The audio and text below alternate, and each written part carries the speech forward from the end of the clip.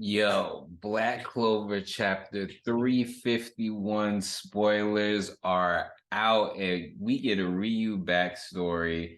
We also get fight with the Yasuga and Heath. I was wondering about that last chapter if we was gonna get that.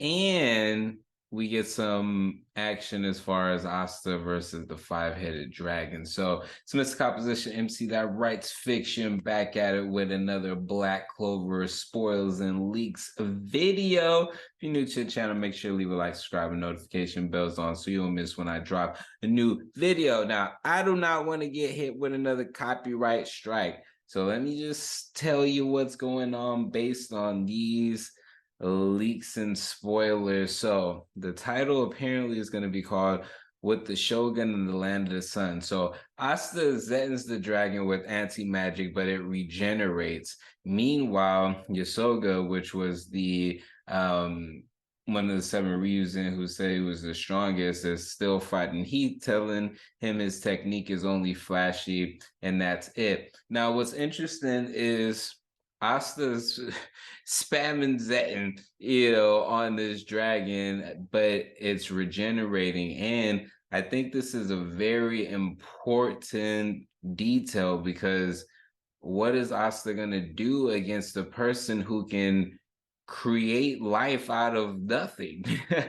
How is he actually going to beat Lucius?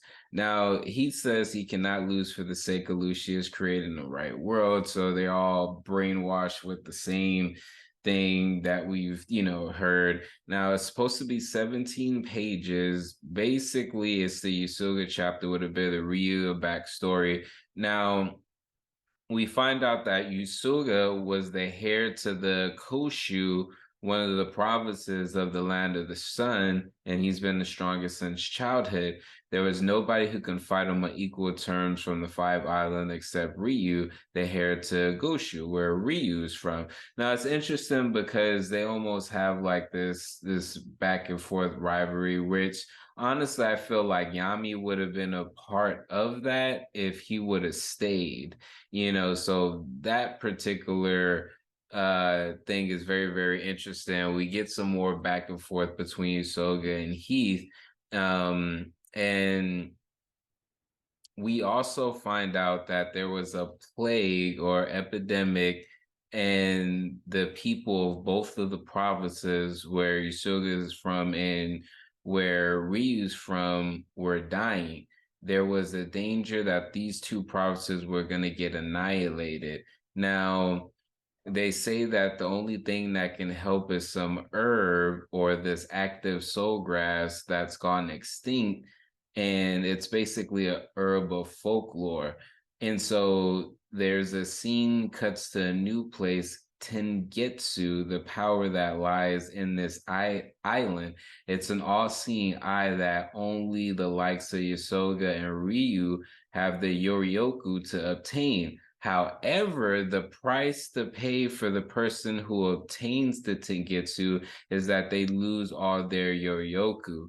So Yasoga, basically, they're setting up to show us like how Ryota's selfless act versus Yasoga, which is why Ryota ended up being the shogun of the place. Now, Yasoga's inner thought says, indeed, it's amazing to see through everything, but there's so much you can see. What's the point of this and not having your Yoku? The only thing Yasoga, as the strongest, was afraid of was losing his Yoryoku.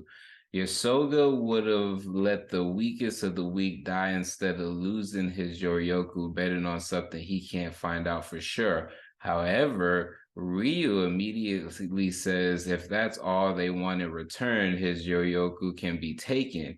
Yasoga's wondering if Ryu was an idiot and didn't care about becoming shogun, but Ryu found that herb and saved the people with the eye.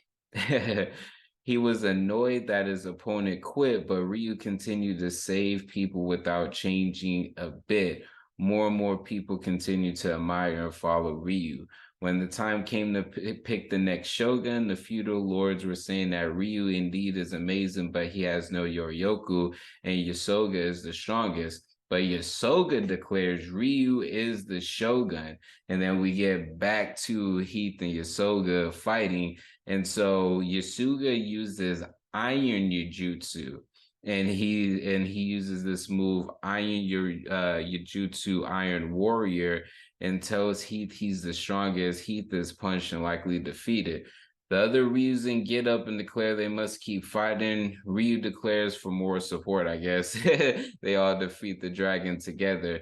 Yasoga, the strongest, is Ryu. Yasoga asks if they shall make a man of Asta who aspires for the same heights as Ryu. Chapter ends, no break next week. Now, what's interesting about this chapter, because I've already seen as far as the pictures and everything like that, the panels, it's very, very interesting because the main thing is how are they going to defeat something that keeps on regenerating, even with Asta's anti magic? Now, a part of me was just all like, okay, this has got to be with the use of, Lucius's magic and everything like that. But according to the lore, the dragon wasn't defeated before by the maiden. It was basically put where it is. So my thing is, are they actually going to defeat it? Or is there some way that Asta will be able to tame it and take that to the Clover Kingdom? Like, how crazy would that be to have Asta and the Seven Ryus and roll up into the Clover Kingdom with this five-headed freaking dragon? That would be crazy.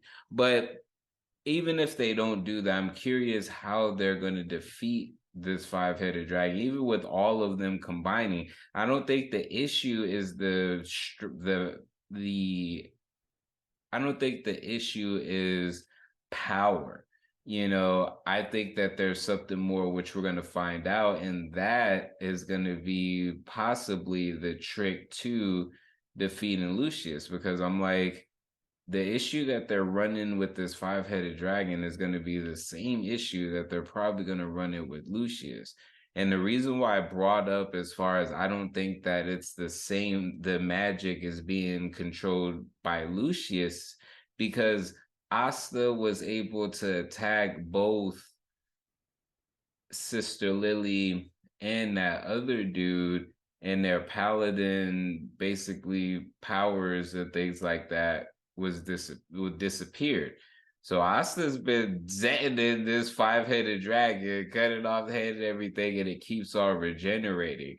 So I don't think that that's Lucius, but even though I don't think that that's Lucius's magic, ironically, that's probably going to be the same issue that they're going to run into going against Lucius with the magic that he has. So all in all, this chapter, the spoilers are dope. There's some really dope panels, so make sure to check that out.